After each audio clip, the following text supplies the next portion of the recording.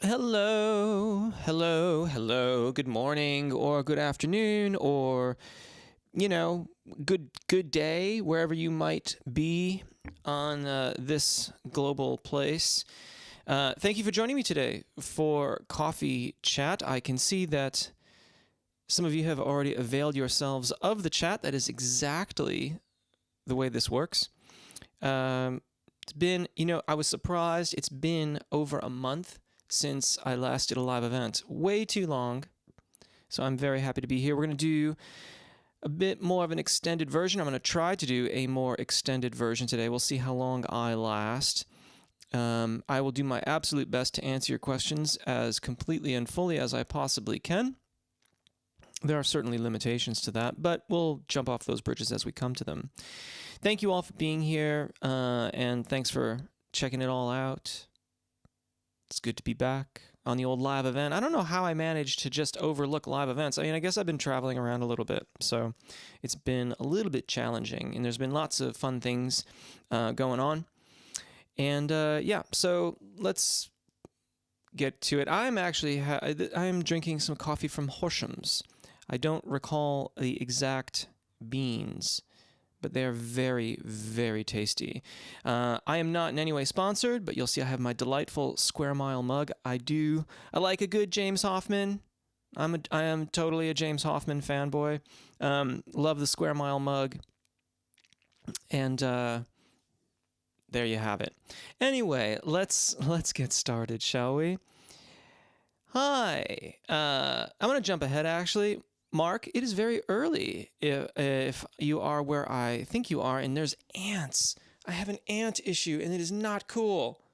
I tried some coffee from Peace Coffee. They were amazing. Really, really good. Morning Glory, I have to check it out. Okay, scrolling back here.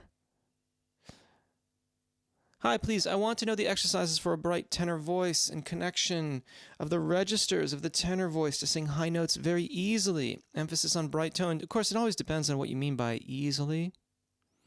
It's going to take a lot of energy, but you can learn it to do without straining. So if that's what you mean by easily, you can certainly do that. Thing is, that's basically what my entire channel is devoted to.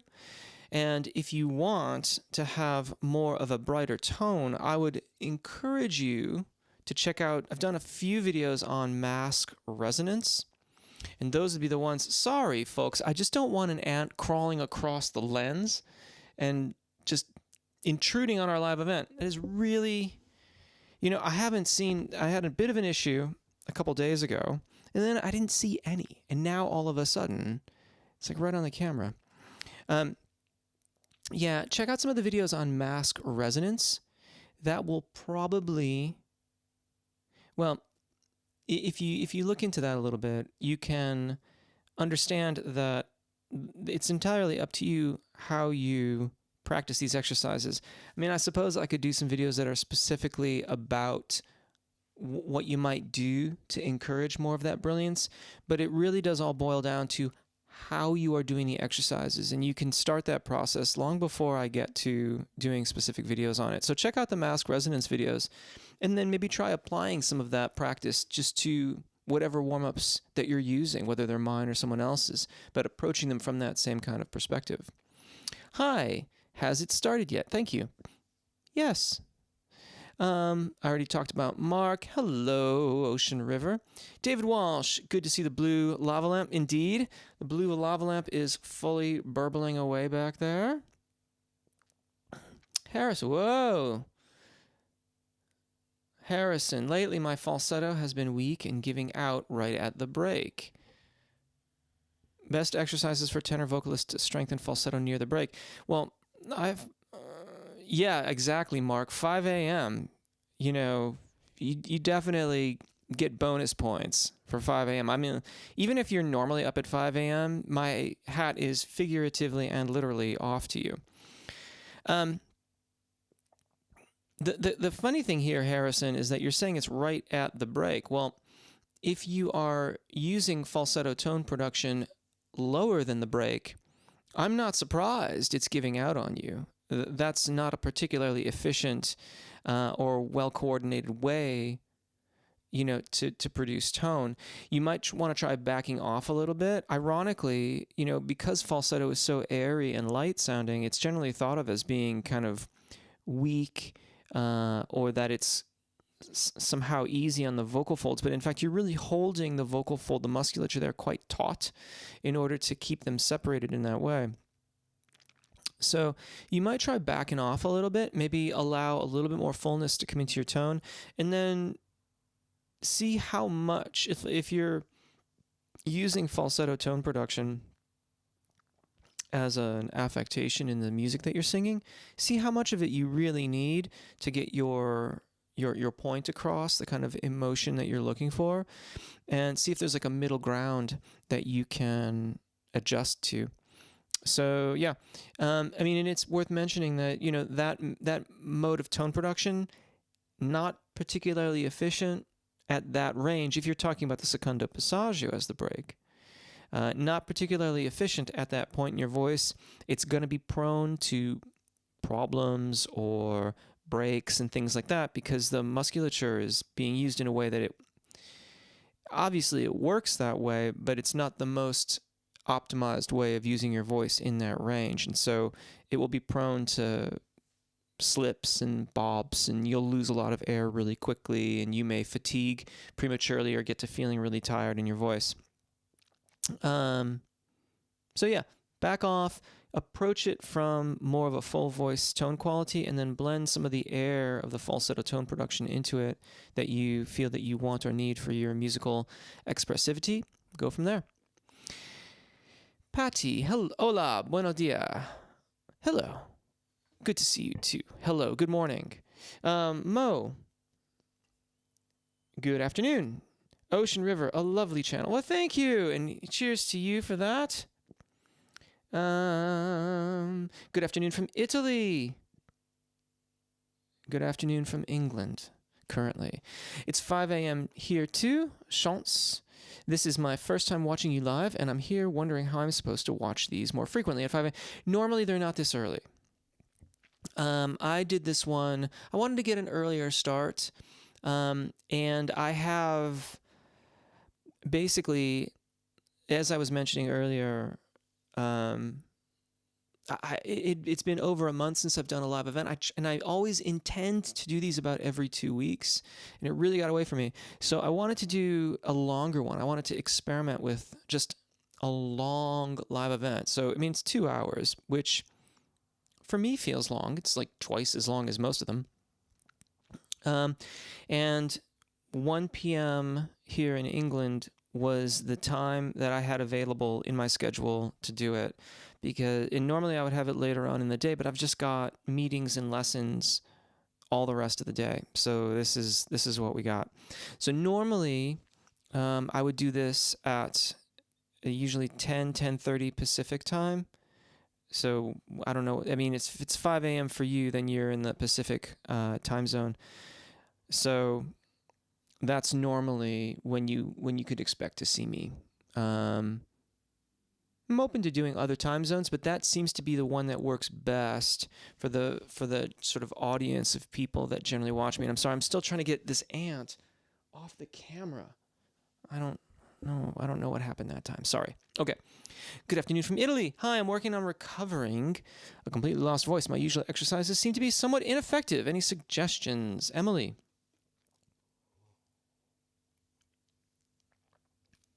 Well, first of all, I'm sorry that you lost your voice. I did not get that ant. It's still crawling around on the camera. I will try to ignore the ant, but I'm looking right at it. Emily, I'm sorry that happened. It's always, I find that terrifying whenever that happens to me. It does happen every once in a great while.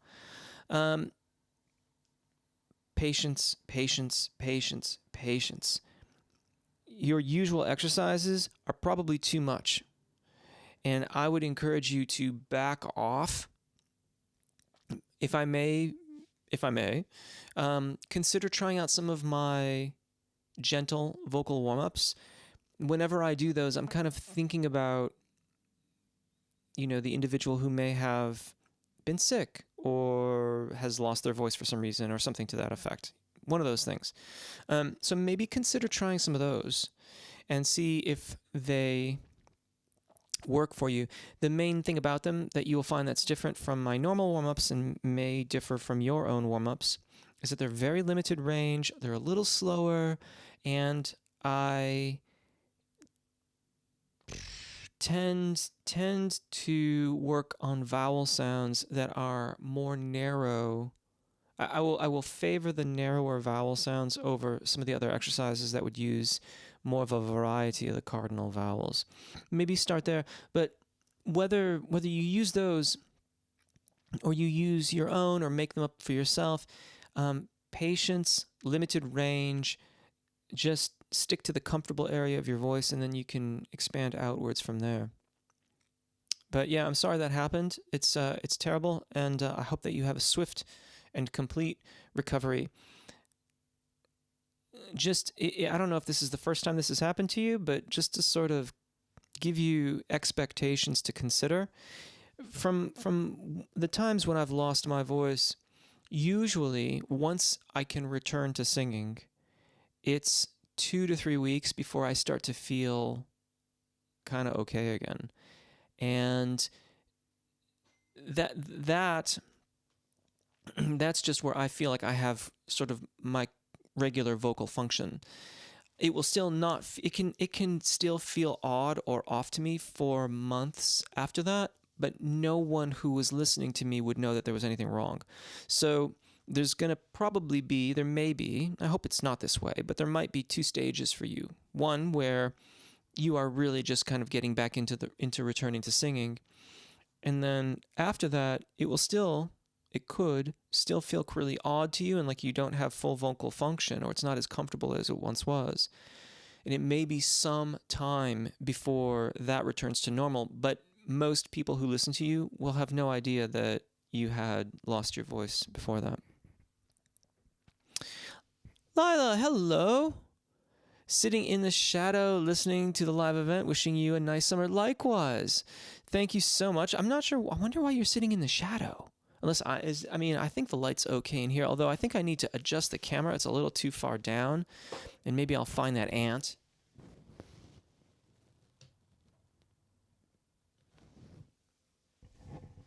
Let's see if that worked out all right. Yeah, that looks a little better. There we go. Much better, much better.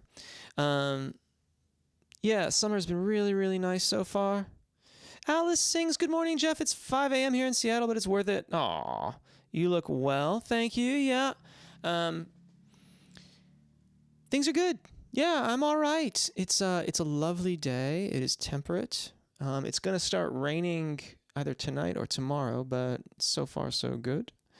And yeah, got the old blue lava lamp going. All is well. All is well. It's nice to hear from you as always, Alice. Mark, what do you know about playing harmonica? Very little. I am starting, and the breathing technique is complicated because you make notes on the inhale. You are absolutely right. Okay, I'm going to finish reading this after I do that, and now things have gone crazy. There we are. Must maintain between 20 to 80% lung capacity, appoggio in reverse.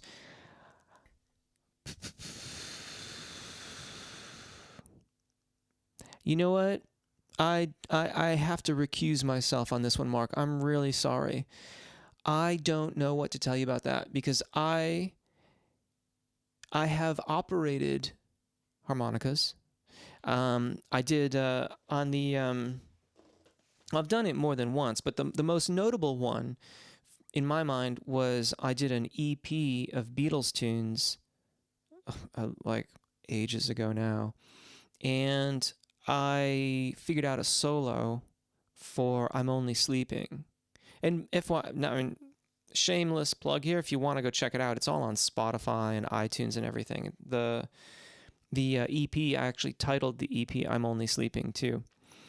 But anyways, yeah, I operated a harmonica for that, and the very, very modest melody that you will hear on that tune, if you should choose to listen to it, was like not trivial for me to figure out. I really can't advise you. I'm sorry about that. I wish I could. I think that, well, I should probably just leave it at that, because anything that I say is quite likely has a high degree of being incorrect, and I would rather you be able to get the information that you need rather than have me speculate on it. But I'm sorry, I can't help you with that. Glad to see so many other morning people here. Yes, indeed. Good morning to all of you there on the Pacific Coast, that is. I'm really struggling with adding a classic rock overdrive and rasp. Do you have any suggestions or exercises to tackle this? Yeah, that comes up really frequently. And I haven't done a video on it because when you explore those qualities in your voice, individual differences will really come to the forefront. And what do I mean by that? Your voice, when you start to experiment with vocal fry and overdrive and trying to get the vocal folds to separate so you get that crackle and gristle in your sound, the way that you go about it and achieve it and maintain it will be different from everybody else. The overwhelming amount of the material that I do on YouTube is fairly universally applicable. So if you're a tenor using a tenor warm-up and you're working towards what I call neutral tone production, which is what I'm doing in those videos, then the practices that we're going through, everyone would go through if they went and had a lesson with some singing instructor. It almost wouldn't matter who. Now, as you started that practice, you might, if you listen really carefully, hear individual differences in your vowel sounds and how they perform for you. That should be your cue to then explore other videos that have different sequences, which like kind of use your strengths to work on the things in your voice that you're hearing that need work. So when it comes to doing some overdrive and rasp, you're going to have to explore and experiment a little bit. My advice to you is to make sure that you're starting first with neutral tone production and then start to explore what it feels like to try to lift a little bit more and see if you can allow the vocal folds to separate and get a little bit of the vocal fry going. One of the things you can do to get a feeling, and it's just an approximation. It's not the same thing as when you are singing a phrase, but you can do the creaky door sounds, so you can get a feel of what that feels like to have the vocal folds separating ever so slightly, so you get that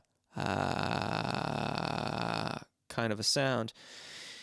And it won't be exactly the same when you're singing a line, but then you can try to get that separation to get that sound quality. You could do some scales that way too, as a practice of generating that sound on command, and then once again looking at the phrases in the repertoire that you're trying to do and trying to apply that to, seeing if you can generate the fry. Good question. Matthew David Llewellyn, thanks for being on. You're very welcome. It's a pleasure. Thank you for joining us today. Ocean River, YW.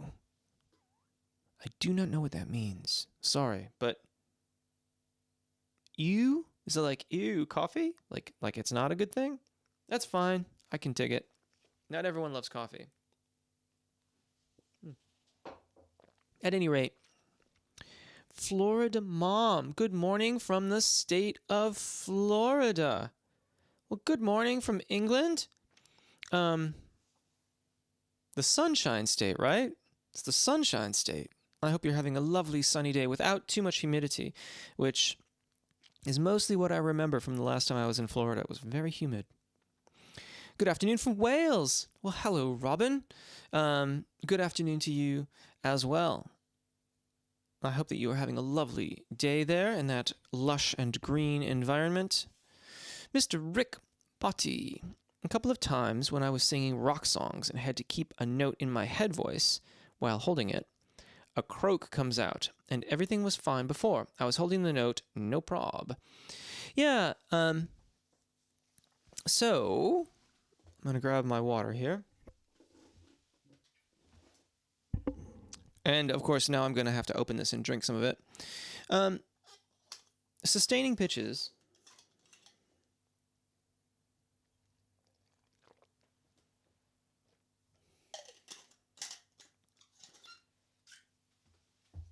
Sustaining pitches for vocalists.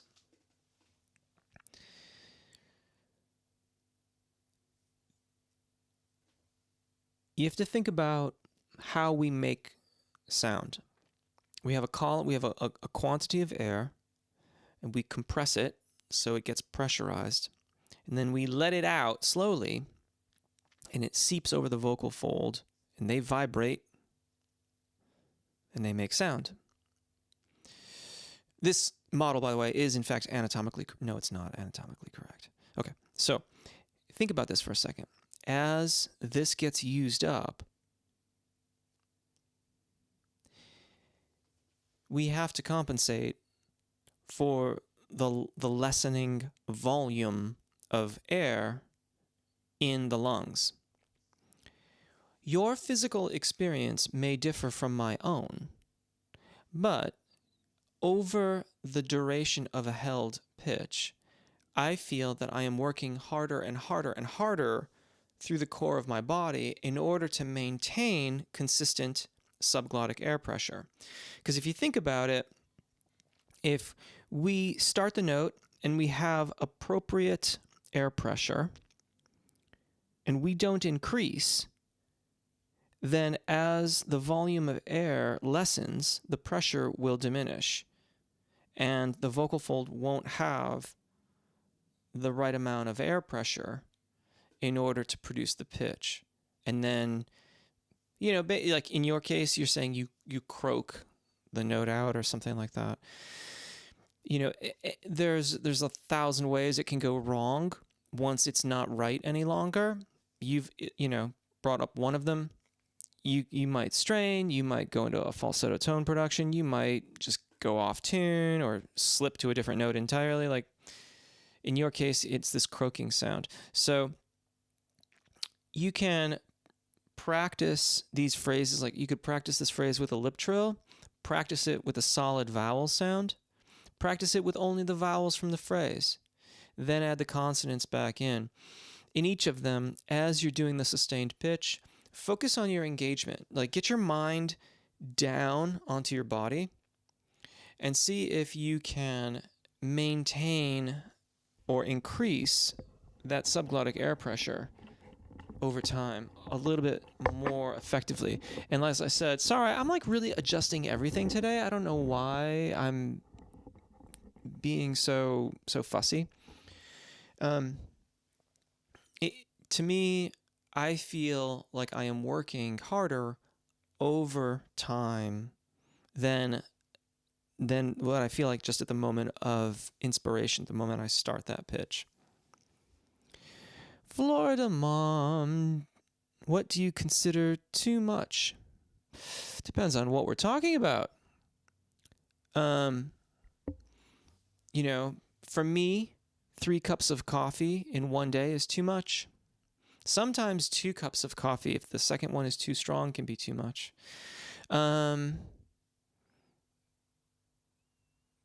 Guitars. You know what? I was going to say there's never enough guitars, but I feel pretty good. I have what do I have? 2 acoustics and 2 electrics and a bass guitar. If you count bass as a guitar, it's debatable. That's enough. I don't really feel like I want any more. I don't want any more. 1 grand piano is enough for me.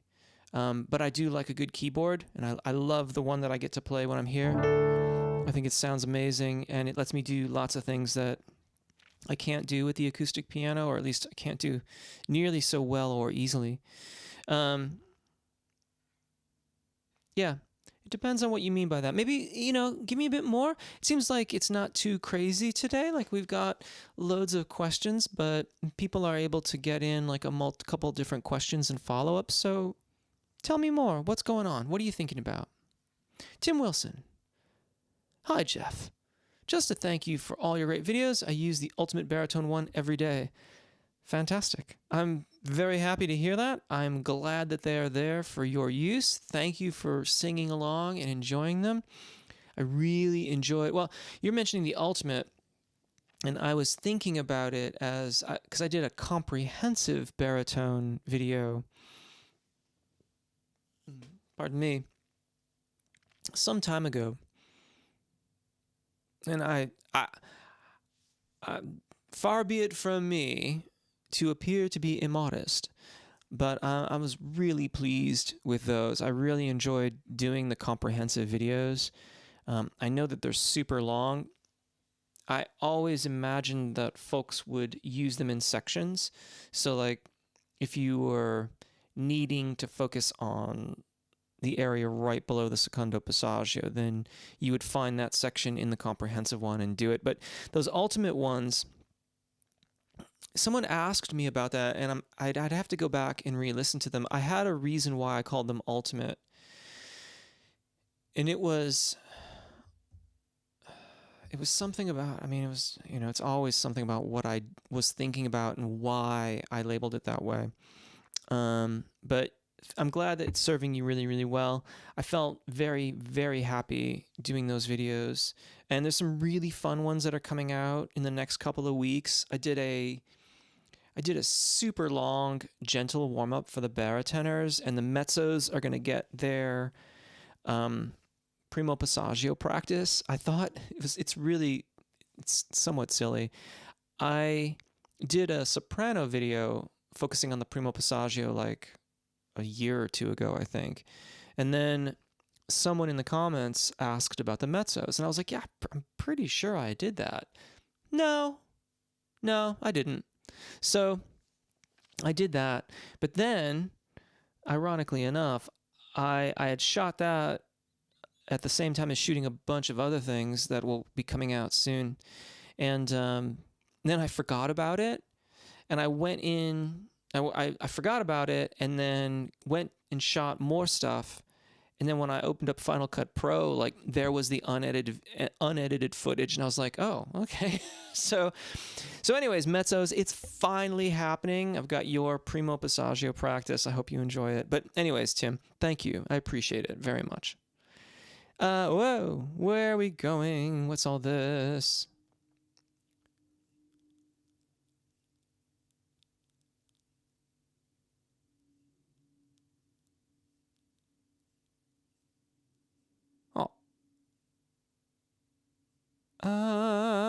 Okay, Emily, thank you. This is the worst it has ever happened. I appreciate the timeline. As the time it is taking is yes, it is. It is very nerve-wracking. Patience. We have to be. You will do well to be patient. This is hard, and I find it personally quite challenging. And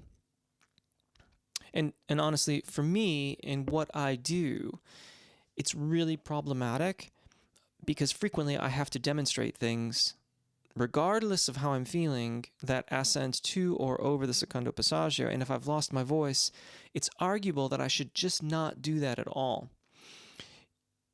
You could probably, if you looked over the years of video releases, you can probably spot the periods where I'm recovering, because there will be, like 4 to 6 weeks of videos where I don't do any upper register practices for release for YouTube because I'm allowing my voice to recover. And again, it's arguable whether I should have been singing at all in those periods, but I do what I can. At any rate, take your time, keep us up to date, and the more you can be patient with this initial stage, the faster it will go as you get further along. Alice sings, thanks, Jeff. You're very welcome, Alice. Florida Mom, can you please explain vocal fry? I'm a mezzo-soprano, and I just wanted to know how good it would be for me. Okay, so, and please bear with me today. These live events, when I do an hour, I usually end the hour and I can barely talk because I don't drink enough. So I'm going to do my best to drink more. You'll just have to bear with me. We'll have a sip of water here. I'll back away so you don't hear me gurgling away.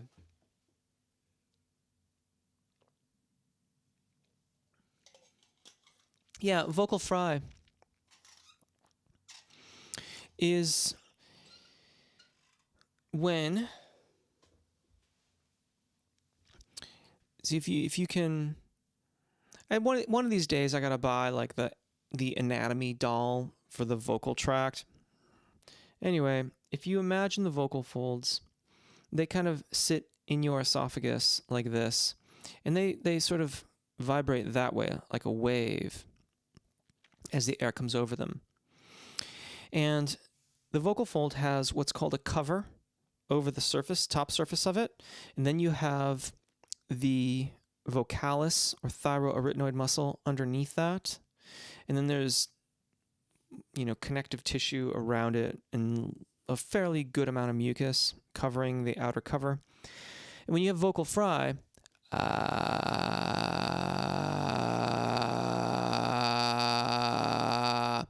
what you're doing is you are adducting the vocal fold, but allowing it to separate ever so slightly so that the cover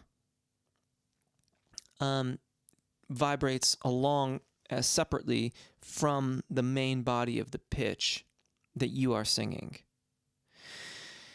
And that's vocal fry. Now, whether or not it's good for your voice is debatable.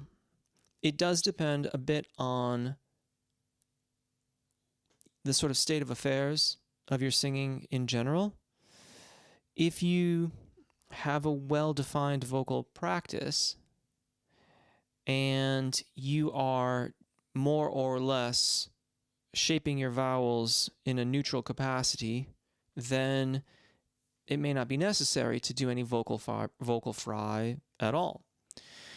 Some cases where vocal fry is useful, it can be useful. I've mostly heard it used on tenor and baritone voices when they are struggling around the secondo passaggio, and the secondo passaggio is the break.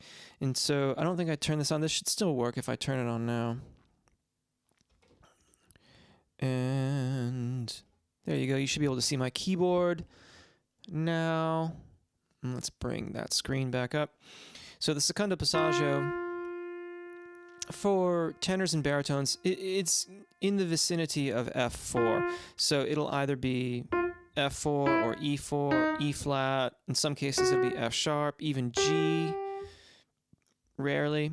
And it's important. This isn't like the last note that you can croak out before everything falls apart and you get a falsetto tone production. That, too frequently, is what we get when we haven't worked on our registration event and worked towards balance. I'm not saying it can't be F sharps or Gs, but generally that's not the case. Vocal fry can be useful for those voices when they are, it can be useful when the vocalists are too heavy or too light. So if you have a vocalist that they're just very falsetto-y, very airy, right around their secondo passaggio, then you can say to them, and I'm approaching this as if you're a teacher. I don't know that you teach singing or not, but for those of you that do,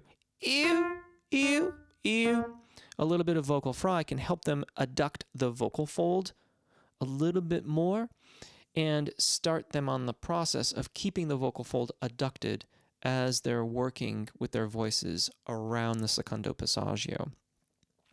It is a practice that if you are a teacher, you want to monitor very carefully because it is inherently hyperglottic, meaning that it's using more vocal fold engagement than is necessary in a well-balanced voice. But they are almost certainly not going to go from a very airy sound directly to a well-balanced tone production. There's going to be some intermediary steps while they learn what it feels like to adduct the vocal fold. So exercises like that with vocal fry often come into play. On the lower end of things too, you can experiment with it, though I generally approach that more from a standpoint of bright, light, and bright. We, as opposed to we. I've heard of people doing things like that. I've never myself deployed that in my teaching, or certainly here on the channel. I haven't done any videos like that. That would be in an as needed situation. So you've got a vocalist who just can't seem to find a brighter tone quality, or is just super, super heavy, and they're pushing into their lower register. So much so that it's preventing them from even like singing as low as they could potentially. Then you might try some practices like that to, if nothing else, change the way that they're thinking about their voice and try something new.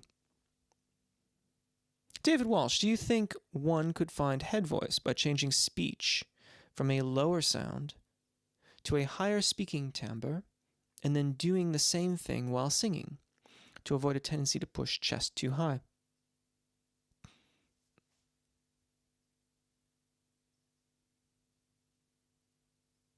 Yeah, quite possibly. Quite possibly. That individual would have a lot. They would already have an inherently good grasp of their ability to access that range of their voice.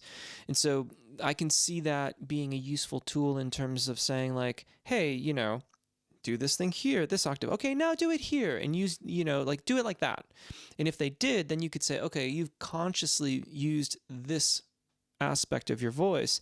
Can we now implement it in this phrase from the song that you've been working on here? Or you might even take that phrase from the song.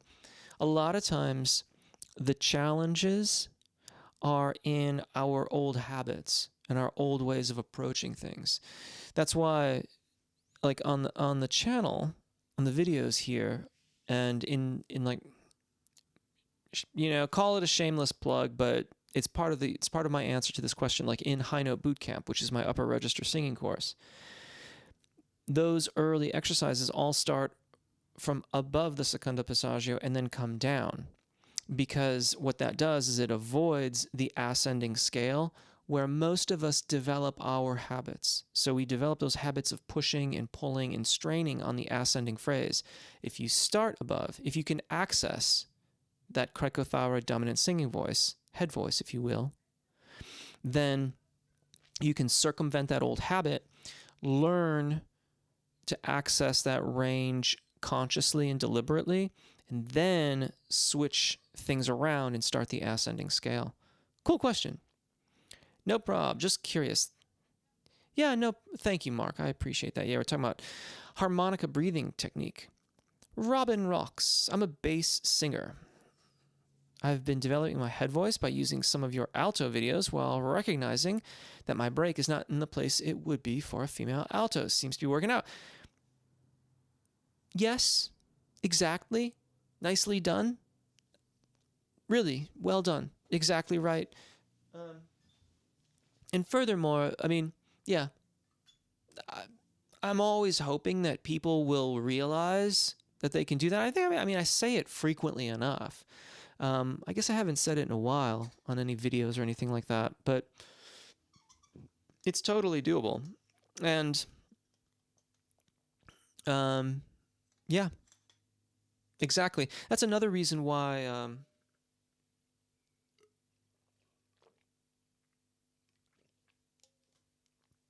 I like doing the videos in all the multiple formats, because it not only it means that the warm-up is going to be generally specific to the FOC in question. So I mean, if you look up tenor on Wikipedia, you'll see that there are 6 different varieties of tenors. At least, I think, or around 6. So I think it's at least 6. At any rate, and each of the different FOCs will have a couple different subsets. And by generally doing the warm-ups for those ranges, you cover all of those, but since they're all basically the same, I'm just playing them in different areas on the piano and acknowledging that this is for alto, so it's considering where their registration events are. If you can do those videos to practice other things with that in mind, Absolutely excellent. Well done. Truly, well done. I heard you mention neutral regarding the overall tone production. I was wondering if you have looked at the CVT approach and if your term neutral would be similar to neutral without air in CVT. Probably. I haven't looked that in depth at CVT. An extremely noteworthy teacher with whom I studied a little bit some years ago has become a CVT teacher, so I suspect that the actual practices are consistent with a lot of what I do, but I can't say that I have delved that deeply into it. What I can tell you, or I should say show you, is that neutral tone production changes as you move through the various registers of your voice. It is meant to be neutral, not really affected. There's no air present in the vocal production. And you will know it's neutral because you will perform the 5 cardinal vowels. Sorry, I gotta adjust my chair. I'm adjusting everything today. I think the ant threw my game off. You know, like earlier on, they had like an ant crawling around on the camera. So anyway.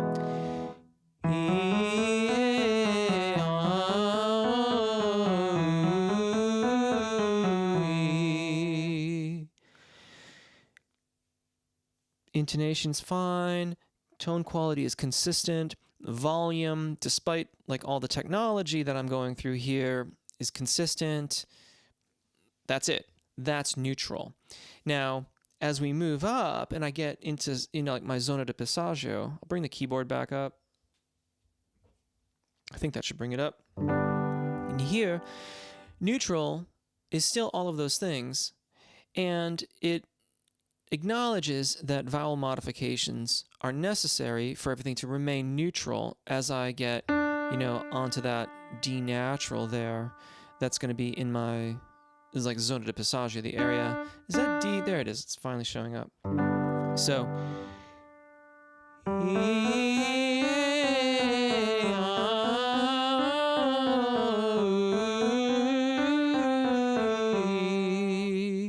again, neutral. There's lots of other things you can do with the sound of your voice. You can, certainly adopt other affectations. You can add air. You could maybe be a bit brighter. You could be a little less bright.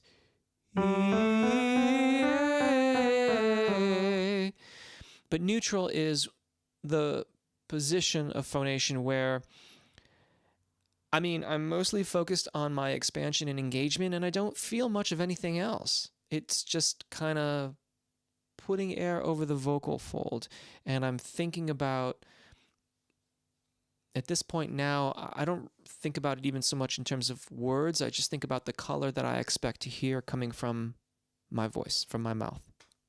So, yeah, but so that's what neutral is. And if that's consistent with CVT, which wouldn't surprise me, then I suppose it's consistent with it. Ocean River, you're welcome. Oh, you're welcome. I was like, thank you. But now I gotcha. Okay, thank you for that, Ocean River. It's Gen X at the wheel back here. Thank you for that. I appreciate it. Thanks for your explanation. You're very welcome. Abdul Rahim. I hope that I was close. I was just writing it in short. Very good. Yes. Hi. Oceans. Hi, Jeff. When I'm at home rehearsing, I can sing higher range notes just fine. Then when I perform, the notes don't come out right in front of others. Any advice? Thank you.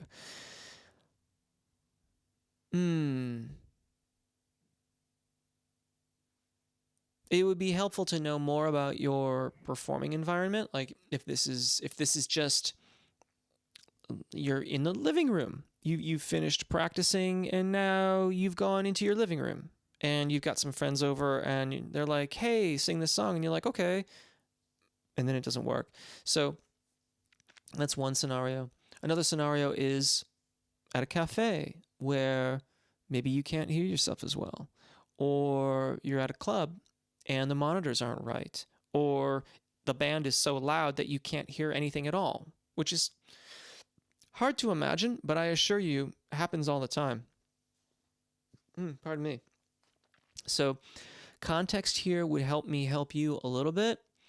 I don't know how busy the chat is because I've only scrolled a little ways down. It doesn't look like there's a ton of people, so maybe elaborate a little bit more. But what I will say is that if it's just that, if it's the first scenario where you've been rehearsing and then you go to do it and it doesn't work, it could be performance anxiety, and that is not unusual at all. I would ask you if you, when you do that, if you have gone from practicing directly to then singing the song. In other words, I literally just finished practicing. It's like you've warmed up for the gig in your bedroom, and then you walk out there with your guitar and you sing the song. Going from a cold start without having warmed up, that could be it as well too. So maybe let me know a little bit more about your specific scenario, and hopefully I can help a bit more, because there are just many different ways that could go wrong. Marina. Ciao from the Dolomites, beautiful mountains of the north of Italy. I would love to visit and come climb. I have read about the Dolomites, and have a lovely day, Marina. If you may have already departed, but if not, ciao. I have been exploring vocal fry for a while now and have had some success. However, when I listen to singers like Chris Cornell and others, it seems like they're using a completely different method. Yeah, well, I never had the pleasure of meeting Mr. Cornell in person, nor much less working with him. And as I mentioned earlier,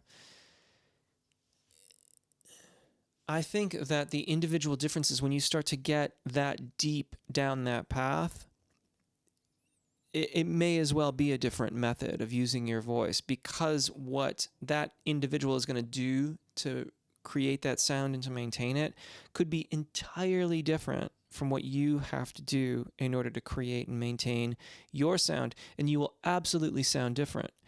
One of the things about neutral tone production, like the practices on YouTube and like the way that I sing here in these exercises and things like that, is that two equivalent voices, like so if you had two mezzos singing the same exercises in the same range, will sound remarkably similar. They won't sound exactly identical, but they will be remarkably similar. When you start getting into the individual differences of the growls and how they're expanding and going outside the box on their vocal production, then individual differences start to come much more to the forefront. They will sound very different. Case in point, like listen to a Pearl Jam song with Eddie Vedder, and then listen to Chris Cornell with Soundgarden, and then listen to Kurt Cobain and Nirvana, and then listen to I always forget if it's Wayne or Lane Stanley from Alice in Chains.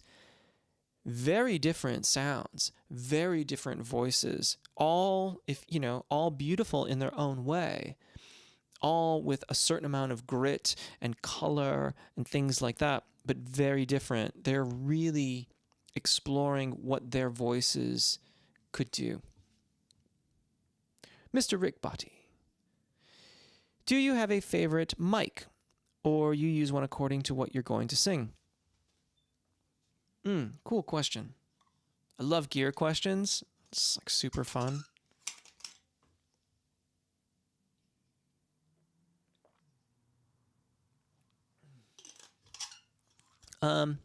So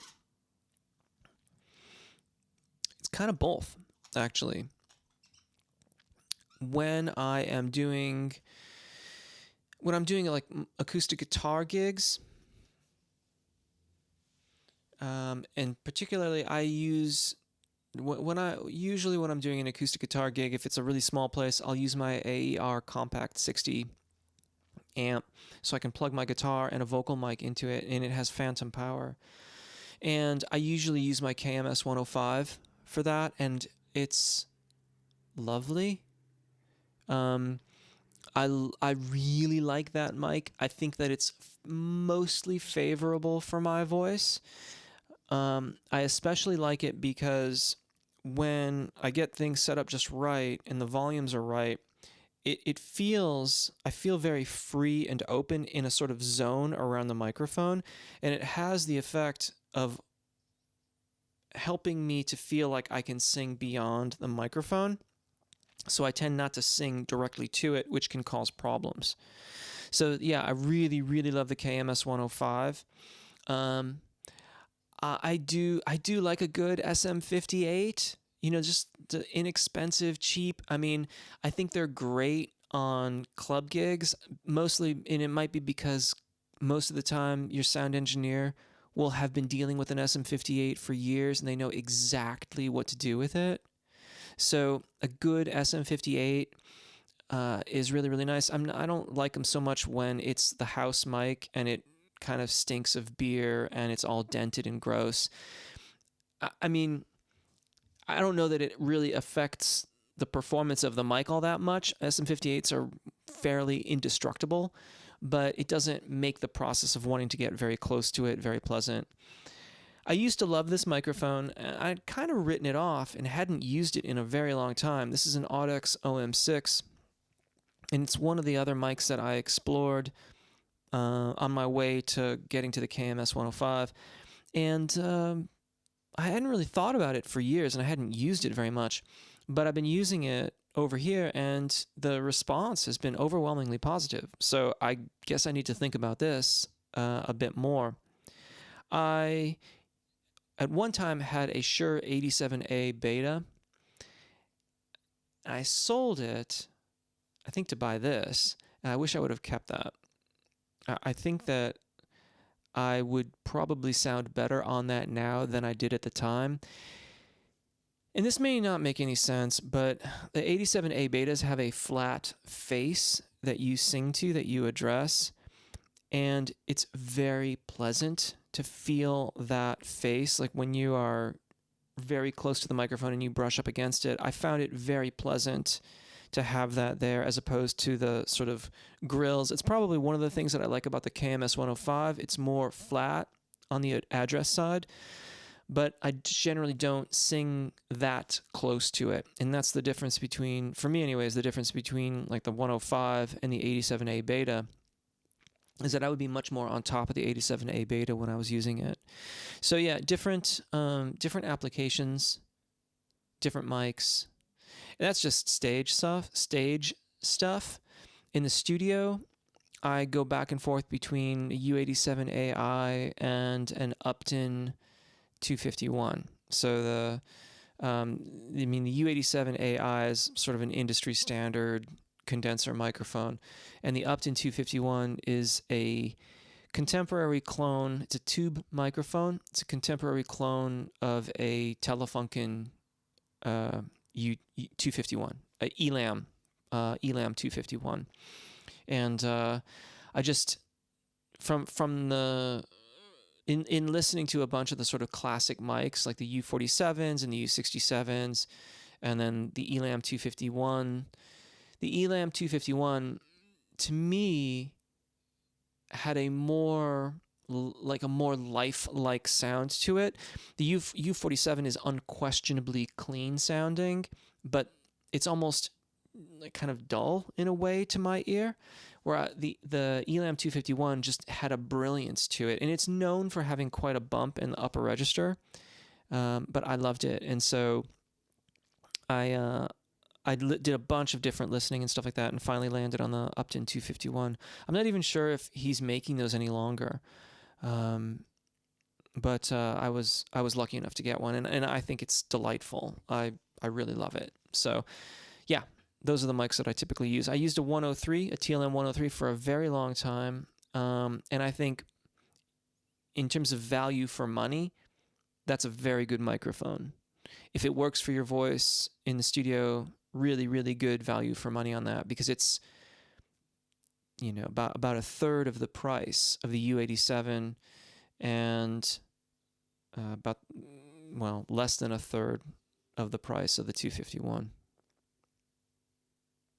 Looking back on it too, I used to also have access to an M147, which is a Neumann tube microphone, and at the time I didn't like it very much, but that's a really good mic as well. Not cheap, but yeah, that's what it is. You can probably find reasonable clones from like Warm Audio,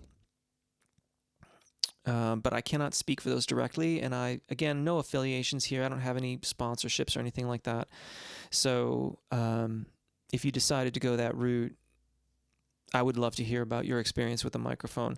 The one thing that I have read online about Warm Audio is that the reproductions can be pretty compelling, but the build quality on a lot of their gear can be somewhat questionable. So definitely do your research first.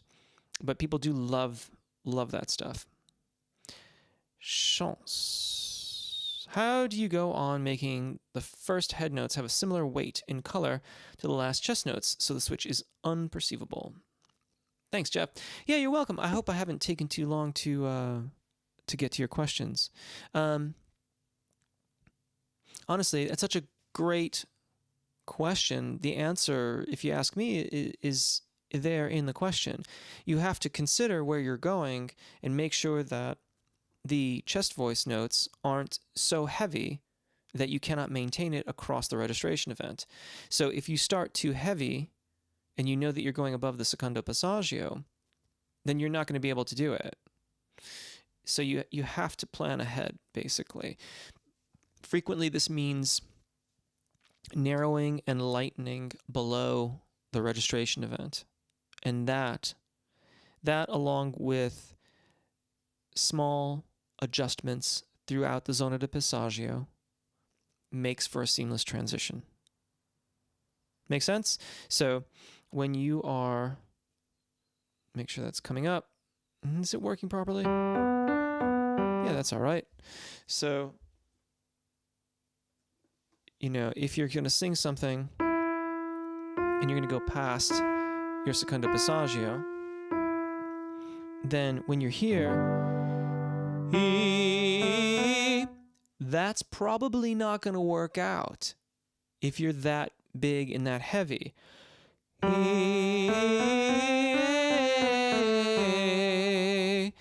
It's not as if you have to be whispering or anything like that, but you have to plan ahead. You have to leave some energy, some space in order to make the registration event work properly. This allows for the small changes through the zona de passaggio and gets you over the secondo passaggio effectively. Oops, where were you? I was about to read Tim Wilson's. Oh, so actually there's quite a lot of comments here. The one I do, Ultimate Baritone, is the 22-minute one. It's superb. Yes, thank you, Tim. Exactly, if you're still there. Yeah, really enjoyed making that. Mo, I love the comprehensive workouts. I feel amazing and proud when I finish them. Brilliant. Thank you for mentioning it. Jeff, for a serious student, should the entire tenor comprehensive warm-up video or something of a similar length be practiced to prepare for singing? A little bit more water.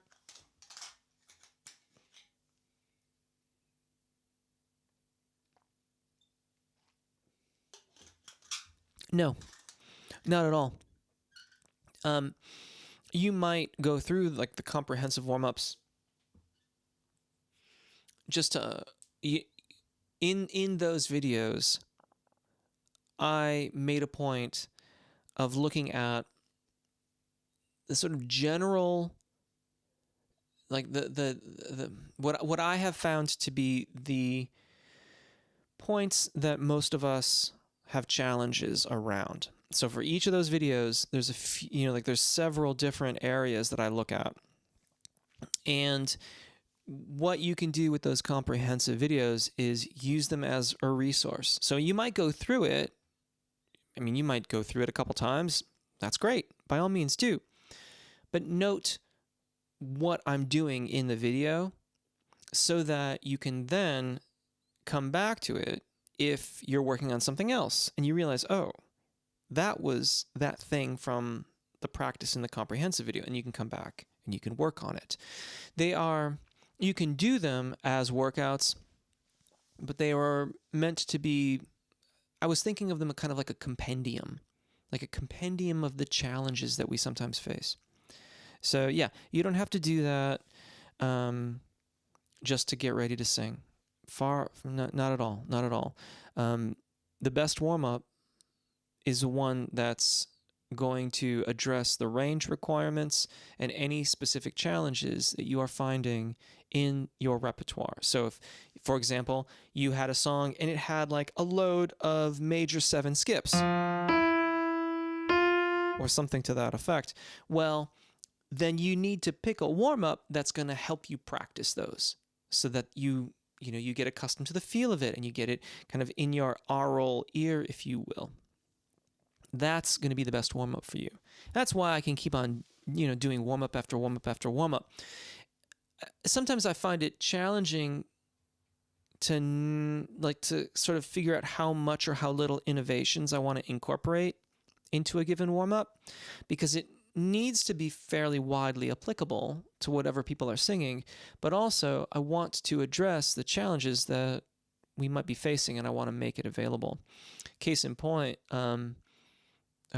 one of the people here on the channel mentioned thirds, and I happen to be doing the baritone gentle warm-up, and so I included an exercise that addresses thirds a little bit more. I'm going to do more on the thirds in a different warm-up too, but you just, you can just keep on looking at music and the different things that it involves and sculpting your practices out of it.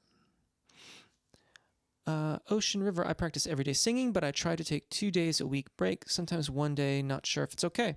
I loved your Spanish warm-up, by the way. Yeah, that sounds great. And I'm glad you liked I think it was Spanish Phrygian. That was really pretty, if I may say so myself. Someone asked for it. That was like a request, and I found, did some reading on it and did some listening and just loved that. It was super fun. Jersey Love Steph, good morning to you, Jersey Love Steph.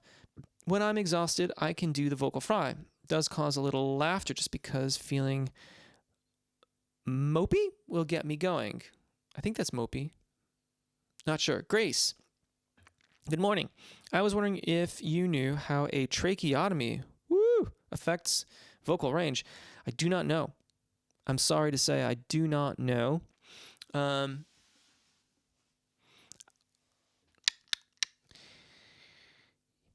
Yeah, I might be able to help you out with that, though. If you, not me personally, but I might be able to direct you to some people who might be able to help you. If you like, Grace, if you're still there, jeffrolka.com. And then I think there's there's an about button with an arrow. And if you click that about thing, it'll give you a contact. Like there's a contact link. And you can send a message to me and I can point you to someone who might be able to help you. I cannot personally help you, and I don't know the name of the individual. It's actually someone twice removed, but from me. But I know the person who works with that person frequently, and so I can direct you to them. Folks, I'm going to take a short pause because I've been drinking a lot of water. So I'll say no more. I will be right back.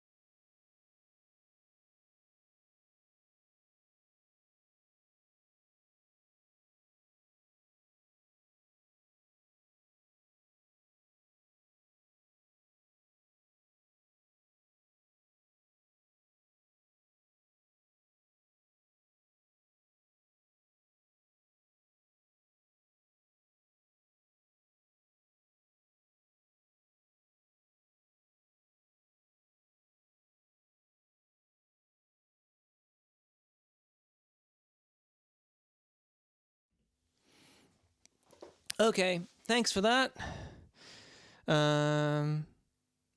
Right. Nikita, Jeff, thank you. You're welcome. D-Raw. Sorry, I went running. How do we figure out what vocal category we're in? I've been warming up in baritone for a while, but I feel I can sing higher pitched. Work on the registration event practices would be the way to do it. Those will help you to discern where your registration event is. And when you do that, as your vocal, as your vowel alignment, as your practice gets more and more specific, then it'll narrow down, and that then will tell you what your vocal range designation is, your FOC. It is, so I will quote Richard Miller. And what he says in his book is it is unlikely in the extreme that any vocalist will be able to determine their own FOC. The reason why that he says that is because a lot of what you will be hearing in your head when you are working on those registration event exercises will be inconsistent with that which is coming out of your mouth. There's a grave difference between what you hear in your head because of bone conductivity and all that kind of stuff versus what's coming out. And you have to learn to let the voice do things that in your head will sound not very nice. If you do not, you will almost certainly push too hard with the vocal folds, and so you will obscure the point of transition that is most balanced for your singing voice. And that will then mean that you cannot accurately determine your FOC, and it will also mean that you will be unlikely to take full advantage of your vocal instrument. I learned early on in my teaching never to underestimate the abilities of a motivated student. So I acknowledge what Richard Miller is saying, and having worked through these things myself with teachers helping me to do it, I definitely understand the complexity and the difficulty of it. But I, again, would never underestimate the ability of someone who's truly motivated to work these things out. Recording yourself will be very helpful. I would suggest that you do it with some degree of frequency.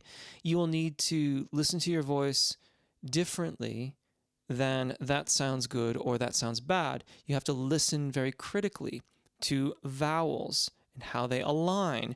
You have to listen very critically to vowel modification in the zona de passaggio and come to an understanding of what is enough versus what is not enough versus what is too much. And you may also have to circumvent some old habits that you have developed over time if you've tried to sing high notes but not been able to do so very effectively. Those challenges, just, they're challenges we all face. Teachers can be very, very helpful with that. But again, suitably motivated, I would never underestimate your abilities to do it. Florida Mom, thank you for explaining vocal fry. You're very welcome. Leo, hello. As a baritone, I used your warm-up with break focus, but it makes my voice lower. What is my problem in my singing warm-up? Don't know. I mean, without hearing you, it's hard to say. So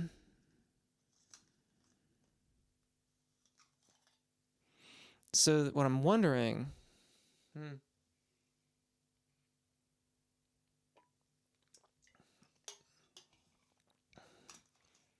Leo, I would ask you to actually... Okay, so here's the thing.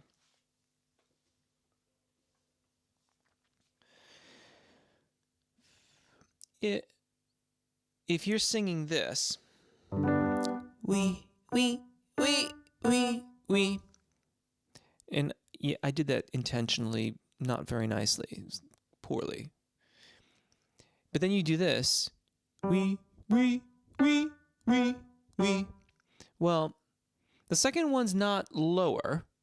it has more sound to it. It doesn't sound as thin and light as the first one, squeaky the first one was.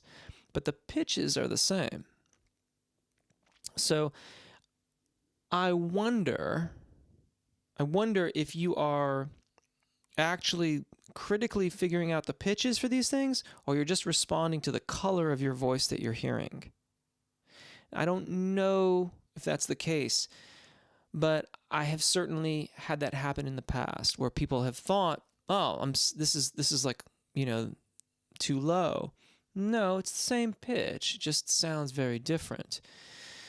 So maybe if you can expound a little bit. It's a pretty quiet day. There's not a ton of things going on, not a ton of people here, which is fine. Maybe just tell me a bit more. Maybe I can help a bit more. Chris, hello, Jeff. Could the NG sound and twang help me to make a better sound on G-sharp 4 with mixed voice? Thank you. Yes, without question. Yep, that is an absolutely beautifully, again, when you ask the question, it basically answers itself. Great questions answer themselves. Yeah, absolutely. I use that exercise all the time. It's so good. Really, really good. I could probably talk more about it, but no reason to. You've already got what you need there. Nicely reasoned. Tim Wilson, thanks. Very helpful. You are very welcome, Tim. Thank you. Mo, I do your tenor comprehensive, and it has developed my contralto beautifully. All right. Lovely. Good. Jose, thank you for everything, mister. I have to run to my job. Have a nice day, everyone. Well, thank you. I think Jose is probably already gone, but if he checks back in at some later date, thank you, Jose. I appreciate that. Jersey loves Steph. Jeff, what should we... Whoa. Where did you go? Oh, hey, thank you, Mark. Mark Freeman here has super chatted. Thank you so much for that. I appreciate it. What should we use for earplugs so you can block echo out enough and not strain the voice? I would also like to ask, what video would you recommend to unlock the falsetto range? I'm a mezzo. Okay, so you're saying earplugs. I wonder if you're meaning like headphones, because if you just put earplugs in, it's just going to reduce everything you hear by however many dB they are rated for. So I think like those foam things that you can buy at Walgreens or Boots, those I think reduce things by like 25 to 30 dB. It's just going to reduce everything that's coming in by that amount. If you mean headphones to use as monitors, they probably won't do anything unless you're feeding back through the system. Usually those feedbacks are on the far end of things. So when I'm teaching a lesson, for example, and I'm talking through my microphone, and if they, on their end of the call, have the volume loud enough that it bleeds back into their microphone, then I'll hear the echo. Now, for the answer there usually is echo cancellation. Skype does it, I think, automatically. I'm not sure if you can adjust it at all. Zoom, you can adjust it. So you want to keep echo cancellation turned on, even if you're using original sound. And I'm not sure how that relates to straining the voice. Those, to me, would be two separate issues. The echo would be annoying, but maybe, again, it's a quiet day. Maybe you can elaborate a little bit on that. Now, okay, so you've asked about mezzos singing the falsetto range. Technically speaking, mezzos and sopranos don't sing falsetto. They sing flageolet. And there will be people that disagree with it. It ends up being just a matter... Well, that depends on how you want to look at it, actually. It depends on your school of thought on this matter, because falsetto, to me, is a register of the tenor and baritone voices. When I'm talking about falsetto tone production, I use that phrase to talk about what people think of as the sound of falsetto when it's not in the falsetto range. So, for example, the falsetto range for tenors generally starts B4 or C5. And above that point is when you are said to be in the falsetto range. But you very frequently hear tenors and baritones singing, you know,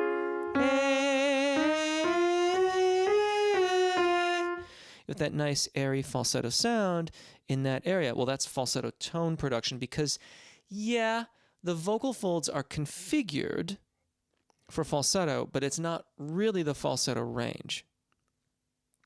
Now, getting back to mezzos. One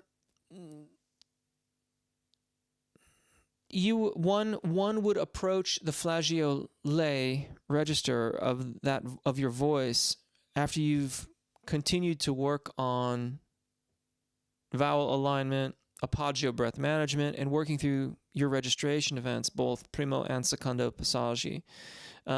My advice to you would be to pursue that, and then as you continue to expand your vocal practice palette, you will incorporate some practices. But when you talk about it in terms of unlocking it, it makes it sound like you sort of open a door and it's readily available to you, and it's probably not going to be like that. It's a practice, and the kind of freedom and immediacy of tone production to be able to sing effectively at that tessitura is quite high. And initially those exercises will be very, very fast. If you wanted to start to look at some of that, you could look at the extended range warm-ups that are here on my channel. They approach that register without necessarily going all the way to it. And that would be my advice, is just focus on the fundamentals at first, and when it's time to begin to start those practices, it will be evident. Of course, I had to stay. Aha, every question has its interesting side to it, and you do a great job. Thank you, I appreciate that. Very much so. Coral tenor. Hello, I hope your voice is loving our summer. Indeed it is. Not too cold, not too hot. I love playing with vowel blends and colors. Do you have any thoughts on a systematic approach for this sort of practice? Interesting.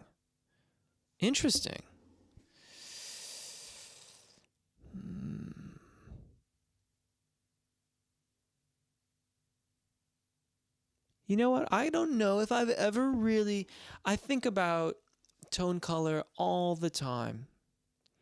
And I think about different colors, different ways of approaching phrases. It is nearly always on an as-needed basis. In other words, I'm working on a song and I want it to be this thing.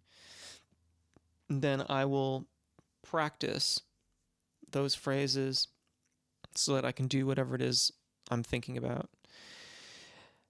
But as a system, I've never really given it much thought about the way that one might explore the various possibilities of colors and tone and things like that.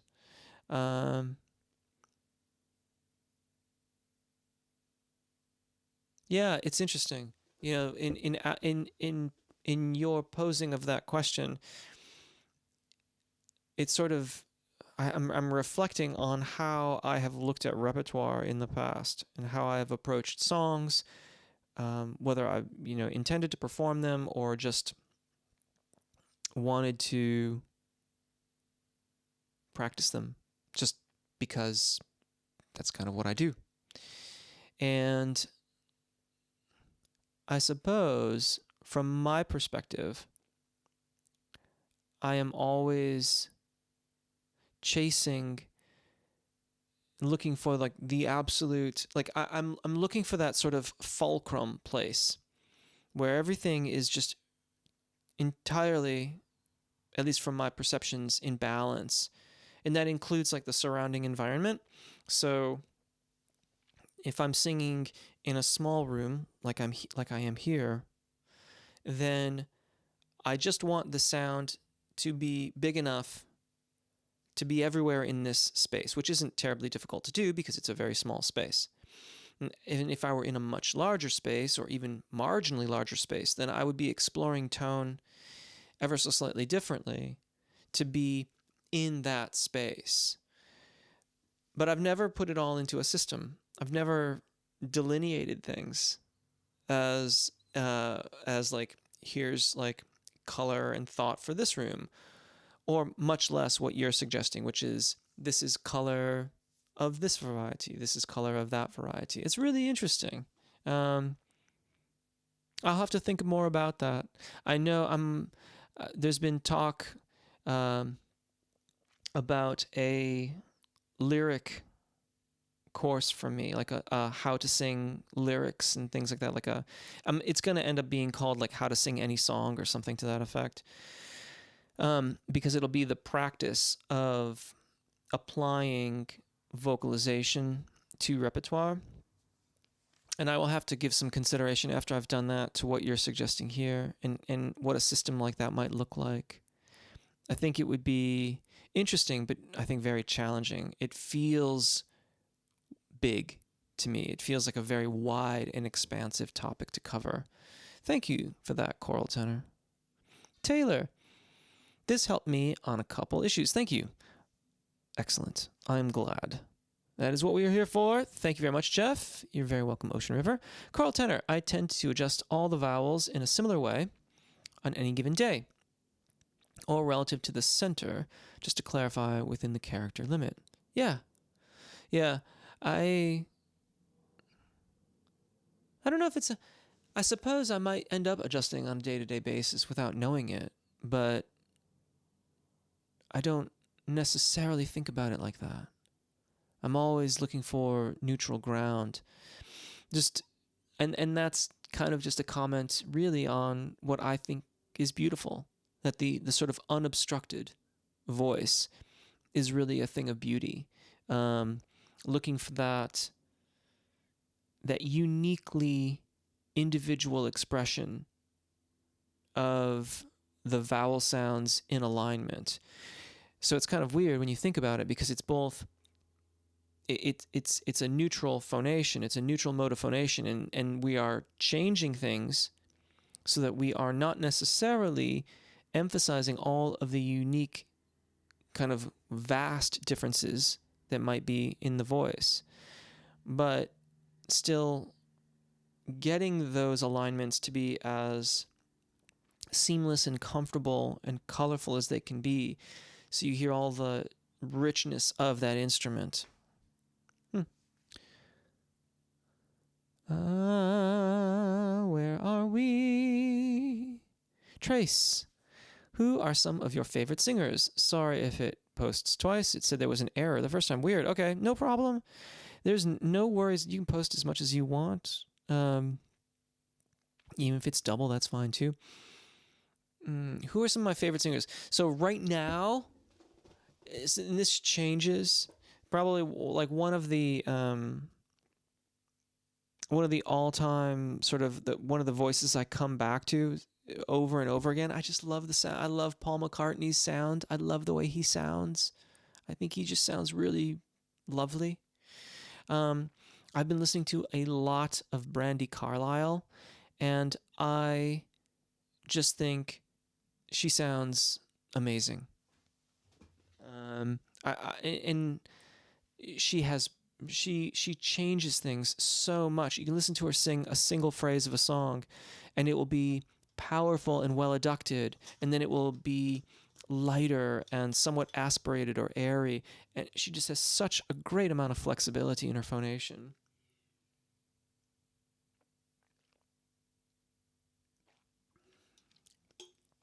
I'm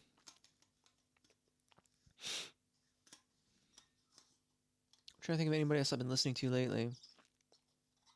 I was listening to some band a while ago, but I don't know if I necessarily count them as my favorites. So yeah, right now, Brandi Carlile, Paul McCartney is sort of a long-term thing. I always think about Jeff Buckley from time to time. Again, similar to Brandi Carlile, so much variety, so much flexibility in his ability to phonate. And the recordings and the live performances from Grace are just studies in fluidity and expressivity, if you ask me.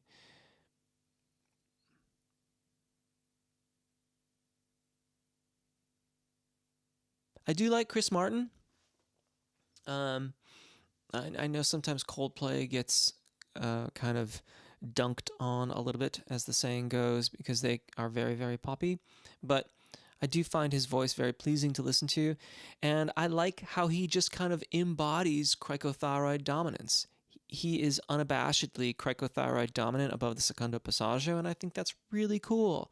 Similar but less so with Tom York. He's a bit more adducted across the secondo passaggio, and I often really appreciate Tom York's singing. But when I think about them, there's such a unity between the vocal line and the instrumental parts in those compositions that it's more like listening to the whole thing. I'm not just listening to Tom York's part when I listen to those.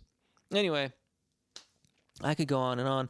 The honest answer, Trace, is whatever I'm listening to today is my favorite, because it can switch very, very quickly.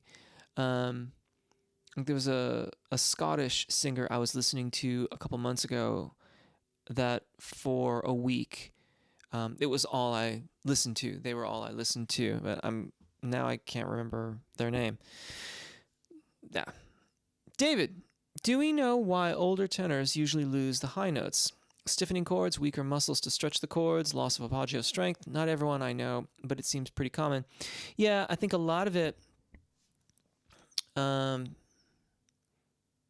is some muscle atrophy that cannot be avoided as we age. It just happens. The more you have going into it, the better off you'll be, but time does tick on. There is some, I don't know that it's, when you say stiffening of the chords, I believe it is stiffening of the connective tissue. And so when like I refer to it, and in the books I read, as cricothyroid dominant singing, but what's really happening there is the posterior and anterior muscles are engaging, and then the connective tissue is like rocking the hyoid cartilage forward, and that's what and that's all attached to the hyoid. So it's attached with connective tissue to those structures, and that's what then elongates the vocal fold. So it could be that the connective tissue is stiffening a bit, and that is keeping things from elongating as effectively. I am not sure what the cover of the vocal folds is composed of. I have heard from one teacher, I have heard to that as they referred to that as a ligament. Ligament being connective tissue, that too would fall into that category.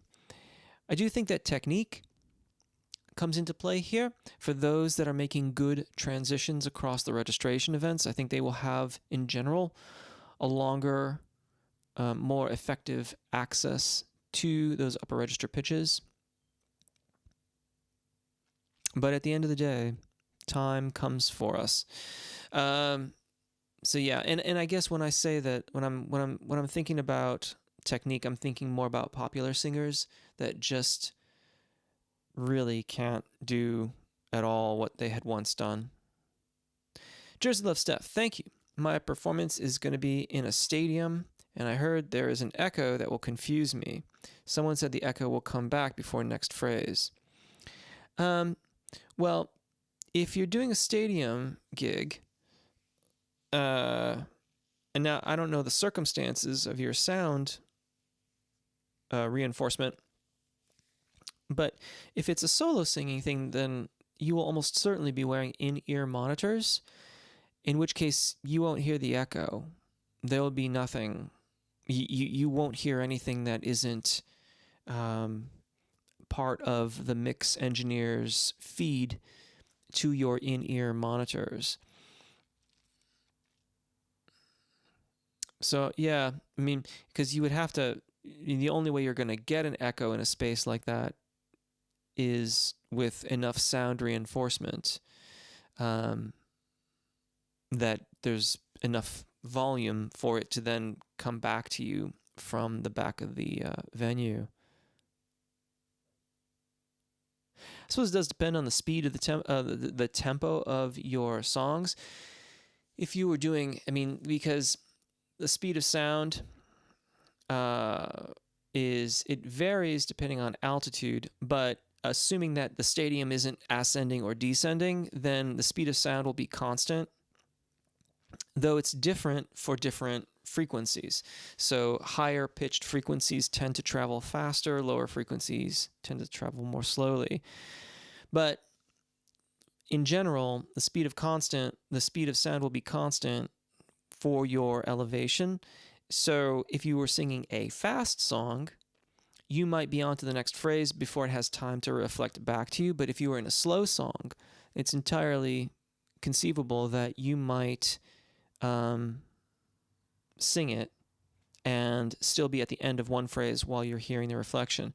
But sound does travel really quickly, so it's hard to imagine exactly what that situation could be. But yeah, in-ear monitors would be the way to go. Grace, you're welcome. Jersey Love Steph, the echo is probably like when you're on the phone and getting the feedback. It's terrible. Leo, I monitored my voice notes during warm-up, and when I start warm-up and go to middle of that, I can sound in 4th oct. But when warm-up is nearer to finish, I should sing in 3rd oct to not experience pressure.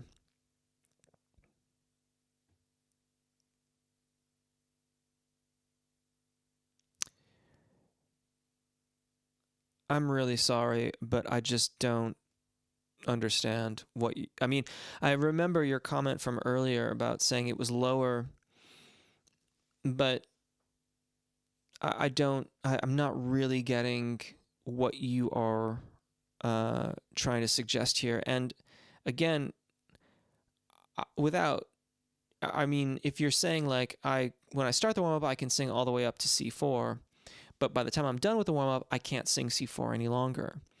Well, then you might address how you're singing things, because if you can no longer sing to that tessitura, but you could, what has changed? What have you done differently? Are you straining your voice? Maybe C4 or G4, whatever it is perhaps as you're warming up, you are applying different technique that you don't do when you're initially starting. You'll have to understand what you're doing and why you're doing it, and then you can perhaps figure out the solution. But I'm really sorry, there's just not enough information for me to really say definitively what could be happening.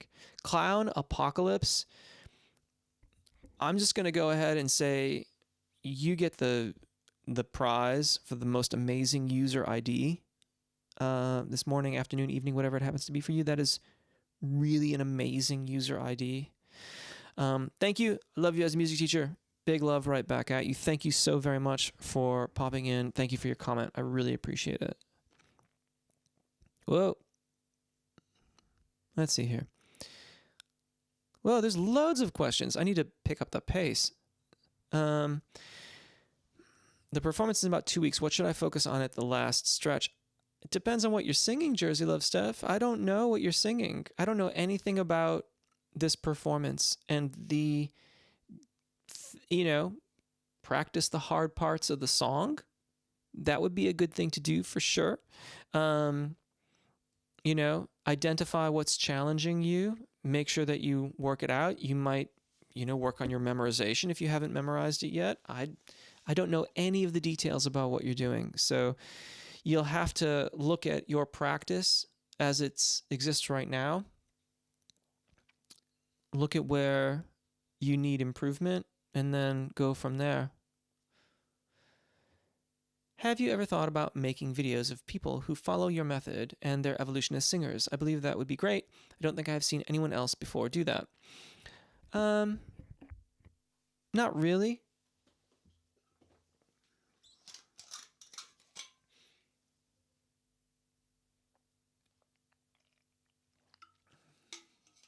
Um,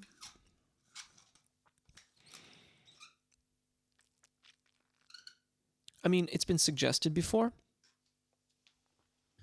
and there's certainly plenty. There are several of my clients over the years that I can think of off the top of my head that I kind of would have liked to have done that, but I think about those things as being very personal, and I don't know that. I mean, you could always clear it in advance, or just create the footage, but it's you're talking about a tremendous amount of footage, and things that you would then cobble it together in retrospect, but you'd have to create all the footage as you go. I mean, as it actually stands, I have recordings going back for several years of my clients, but I consider that all to be privileged information. It is not truly available to me. Now, I could probably ask some of those people if I could use it, but I don't have video footage. And furthermore, I just don't, that's not what this is about. I always hope for people to be able to use the resources here on YouTube to be able to learn about their voices and get more from their voices so they can more satisfactorily sing, enjoy their voices, be more effective on stage, do all those kinds of things. But here's the thing. Whether or not even a single person can do those things doesn't mean that what you are teaching is valuable or really valuable or not valuable at all. When you teach, I always feel very invested in my clients. However, there is a level of separation between what I don't. Their successes as artists do not equate to my own personal successes, if that makes sense. It's hard to explain this, but if as a teacher, your idea of success was always tied up in how another person interpreted and grew from your materials, you would probably have a very hard time being a teacher, because you would almost certainly be very disappointed a lot of the time. That's not to say that I don't want my clients to continue to be able to use their voices more effectively. I certainly do. However, because I have this layer of separation, what it allows me to do is to be somewhat more objective about my own techniques and theories on teaching and singing, so that when something isn't working, I can come at it from a different angle and then move forward with them. So it's a long-winded way of saying I'm probably not going to do that. It has been suggested before. There are several noteworthy examples that I can immediately think of that it would be I find it to be very inspiring, but I'm probably going to pursue this thing in a little bit different way. But thank you for that. I appreciate your thoughts on the matter. Adam, hey. Jay, is a baritone's chest M1 range not as expansive as a tenor's? These two different voice types tend to have range indications placed on, but if one is a baritone, are B4, C5s possible in M1? Well, Jay, so M1, I believe, is the CVT vocal kind of designations, and I believe M1 is the range that is meant to be below the secondo passaggio, which is M2. Again, if I'm not mistaken, I'm not a CVT practitioner nor teacher, so if that's incorrect, please forgive me. And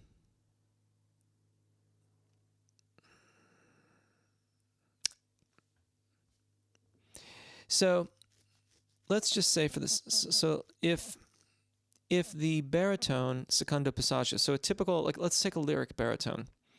A lyric baritone will have their secondo passaggio roughly there, E4.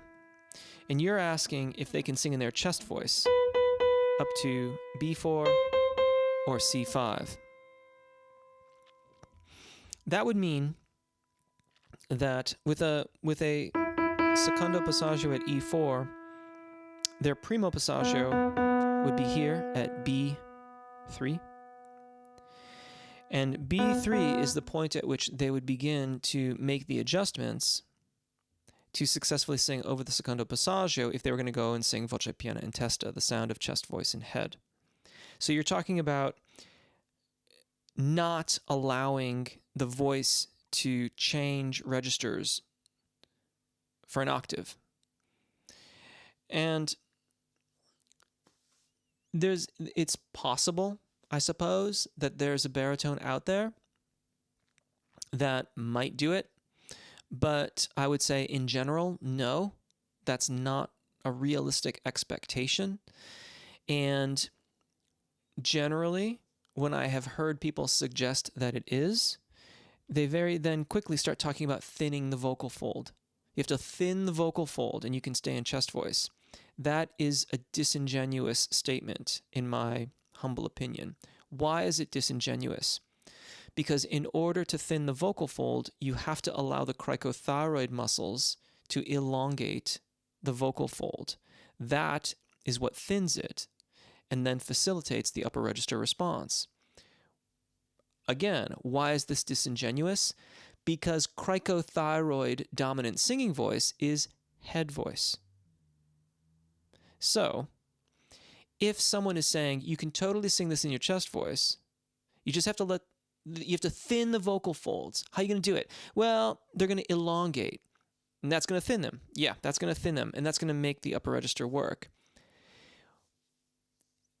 Once you've done that, you are not in chest voice.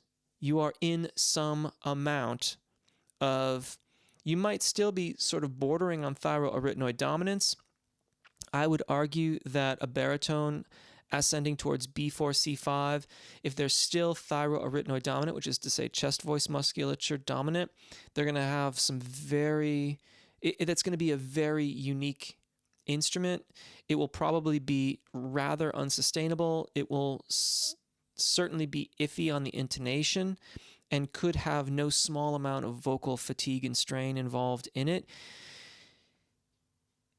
And then assuming that that's not that person, then once we've got into cricothyroid dominance, then we're not really in chest voice anymore. We are in, it gets talked about as mix or a blend, terms which I typically avoid because cricothyroid dominant, those are the muscles that are acting on it, and especially at that tessitura, if you are trying to consciously blend these things, you will almost certainly use too much muscle control and cause intonation and fatigue problems. So in my practice, when I'm working with vocalists ascending to these ranges, like here on the channel, there's a lot of fast exercises. This is to avoid trying to, quote unquote, place the notes. After you get accustomed to moving through these various registers and keeping the vocal folds adducted, then you can start to sustain them, which is a very delicate process because the tendency to want to place the note or to make sure it's in tune is so high that it's very difficult to resist that conscious, gross motor coordination kind of control on these things. I hope that answers your question. It's a bit long-winded and a little bit technical. The one thing I would add to it is that we all learn in different ways.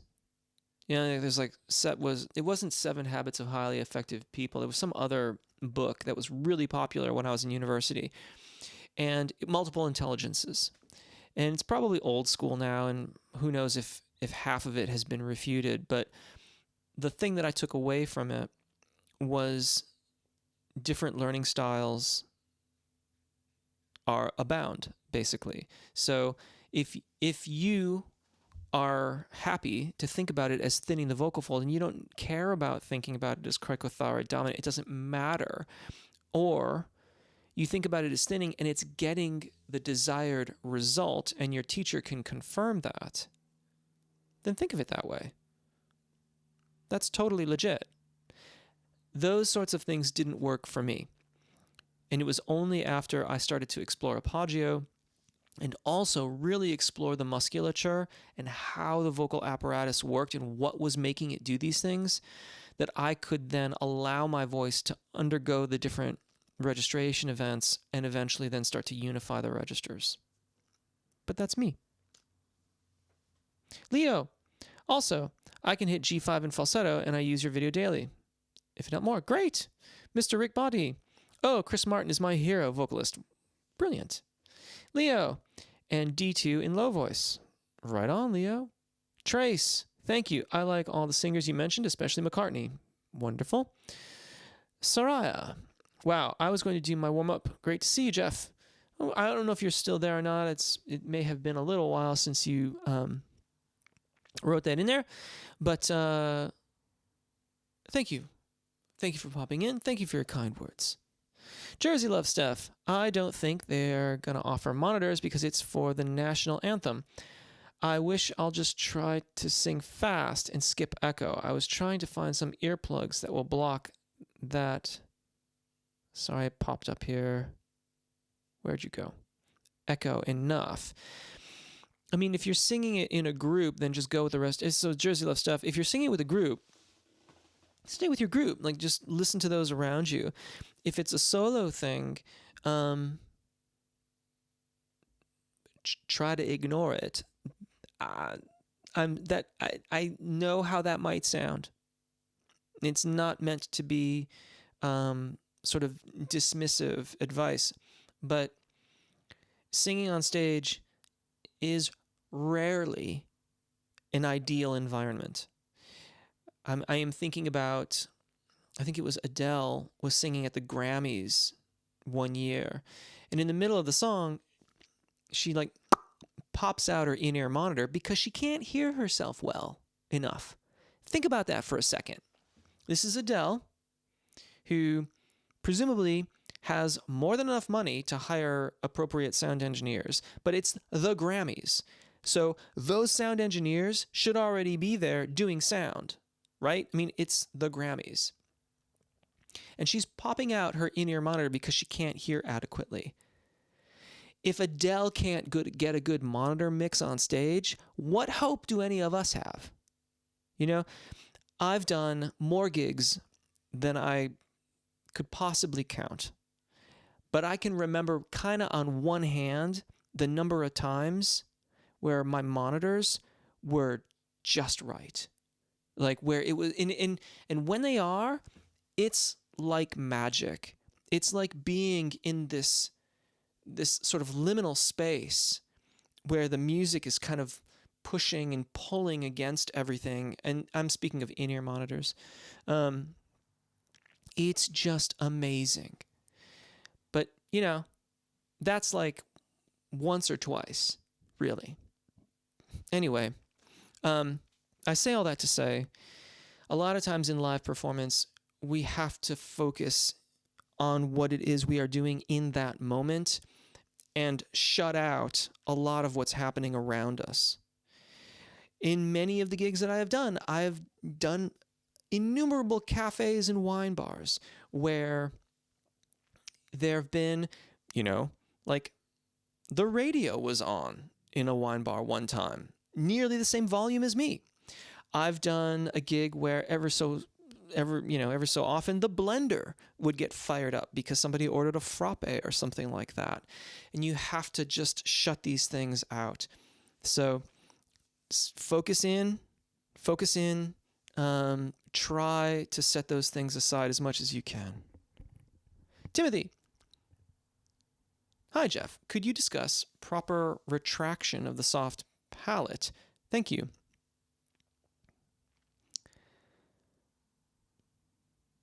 Well, the first thing that comes to mind is if you can do that, like the snorty thing, you can get a sense of the musculature that lifts the soft palate in the rear of the oral cavity.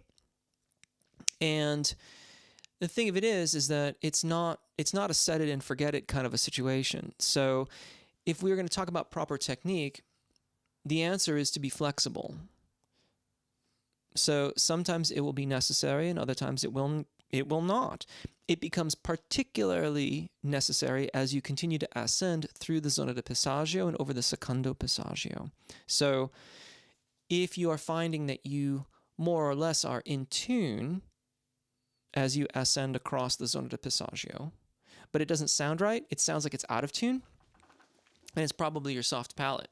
So a little bit of and maybe a bit of exercises in the range that you're noticing these things, and then go back to the vowel sounds or the song that you're singing. In general. Carl Tenner, thank you for your thoughts, Chef. That new course you're thinking about sounds fascinating. Brilliant. Leo, thank you. You're welcome. Leo, and sorry if I send too much. Not at all, Leo. That's what we're here for. All good. I would imagine that their success would be partly related to their skill, which they developed with your help. Yeah, yes, that's true. Yet at the same time, they have to do the work. I can point you in the direction, but you have to go and do it. I never really see myself as the reason why someone does well. They have to go and do it. And so it's not, I guess the thing of it is I don't personally embody the successes of the people that I work with. I always think of it as being, it's entirely up to them. It's entirely their successes. Mr. Rick, as a teacher, I'd never consider my top students a reflection of my work. I just take students to the best version of what they can be, and that's my goal. Thank you. That's much better said than I did. That's exactly right.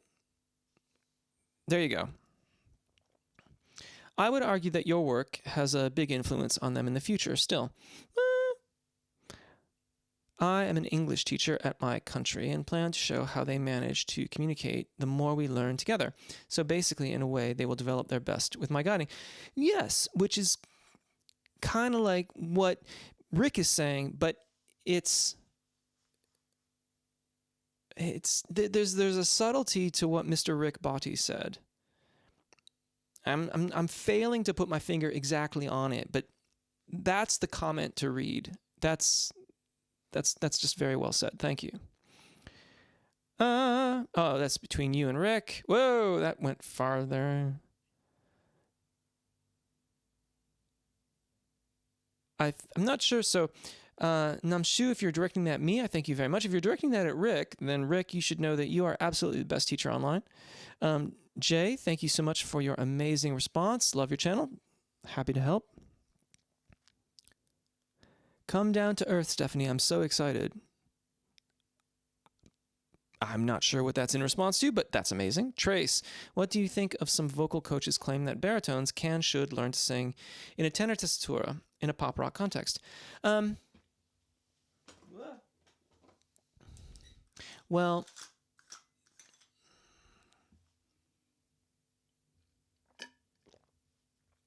as long as they're doing the registration events at the appropriate places for their voice, I think that's fine. And quite frankly, most of popular music is written in the tenor tessitura anyway. So if you're a baritone and you're wanting to sing most of today's pop music, then you're going to need to work on those registration events to be able to have the range for them. And that's fine. I had a teacher for a brief period of time that was a baritone, but was always doing tenor roles because his technique was so good. And he used to say he was always masquerading as a tenor. Fine. Yeah, absolutely fine. I love it, though. Every once in a while, like some baritone will write in the comments of, I'll like say something about that as masquerading as tenors. And they're like, why would I ever want to masquerade as a tenor? Like, I've got this beautiful baritone voice. And I agree. There's no need to. They say it better than I do. It's like really funny. I'm thinking of one particular comment that was left, and I don't remember to quote it exactly, but it was really fun to read it. At any rate, I regularly do vocalizations, to C5 and D5, but I don't ever sing anything up there. I just do that to stay sharp on my vocalizations. I think the more we learn about stuff, the more options it presents to us. So as a baritone, if you're a baritone, there's no reason that I can think of not to work on your registration events. Whether or not you ultimately use it or not, I think is immaterial. It's just the beauty of the game, like learning about your voice, learning to use more of it. And I would argue that, if you've got this perfect fifth or octave of beautiful color, and then you work on the registration events,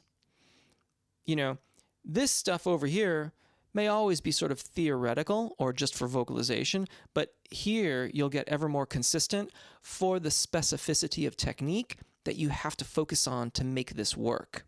So you just kind of will, like the level of focus and attention that you will apply to your singing will just increase so much in that practice that all of your vocal range will benefit. We can mention Jeff when we perform or make videos. Yeah, please do. Mo, superb sessions, Jeff. I'm so glad I'm on Patreon. Thank you, Mo. I truly appreciate the support. I don't like to go on about that stuff, but I am on Patreon. You can get MP3s. There's courses on the website, jeffrolka.com. If you've got questions about any of that stuff, you can send a comment to me via jeffrolka.com and ask me about it. Please ask me if you have questions before you buy anything. I certainly, do enjoy the support and appreciate the support.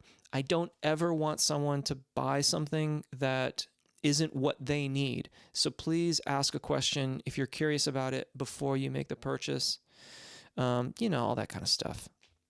I'm an English and Spanish teacher, Mr. Rick Body. Jared's left. So, when you say how many experiences actually were ideal, it keeps it real. Gotcha. And not like a fantasy. Yes.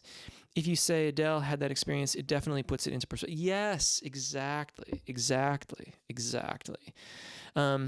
There's another funny experience. It's kind of the other side of it.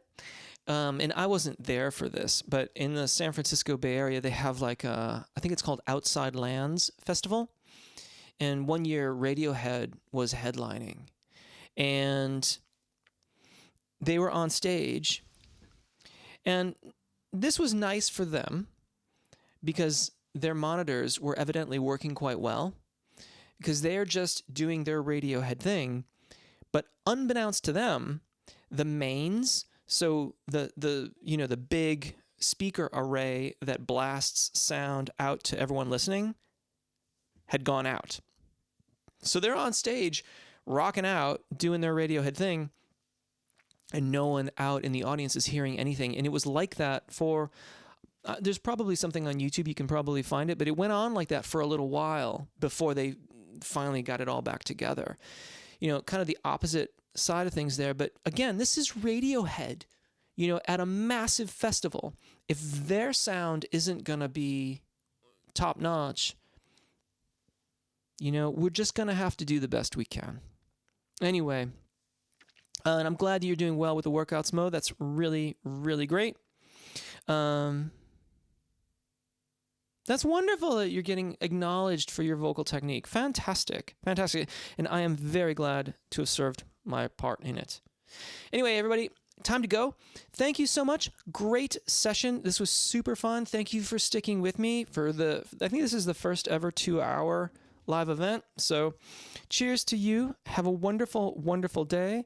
I will see you on the flip side. Take care. Bye.